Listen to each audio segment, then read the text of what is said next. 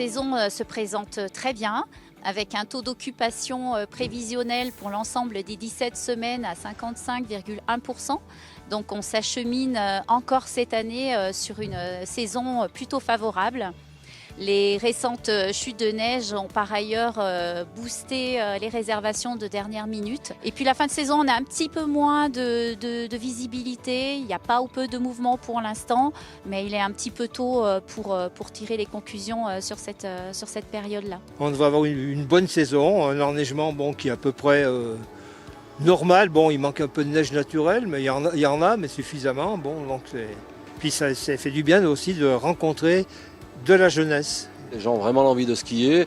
Je ne suis pas trop en souci pour ça, mis à part un calendrier scolaire un peu moins favorable que l'année passée, mais qui devrait se compenser par de bonnes conditions. C'est vrai que toutes les planètes sont alignées pour faire un bon début de saison, on va dire. Après, on verra jusqu'à quand, mais ça part plutôt pas mal. Les adultes sont de plus en plus autonomes plus tôt, donc on les retrouve moins en cours de ski.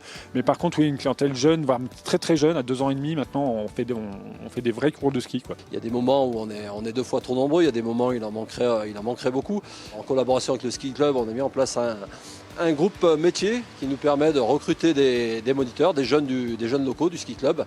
Donc ça nous permet vraiment de former les jeunes et puis que derrière ils arrivent à un avenir professionnel vers l'école de ski. On manque cruellement de moniteurs. La sortie Covid aussi fait que beaucoup de moniteurs ont changé de vie. Dès le mois de septembre, on a des cours qui sont presque complets. Il faut vraiment se dépêcher. Les dernières minutes dans les écoles de ski, ça viennent plutôt compliqué. Nous, Valloire, nous avons décidé de conforter les événements qui sont incontournables. Par exemple, au Noël Magique de Valloire, les concours internationaux de sculpture sur glace. Nous fêtons d'ailleurs le 40e anniversaire cette année du concours de sculpture sur neige. Des événements plutôt sportifs, pour exemple le trail blanc ou la verticale d'Inafit.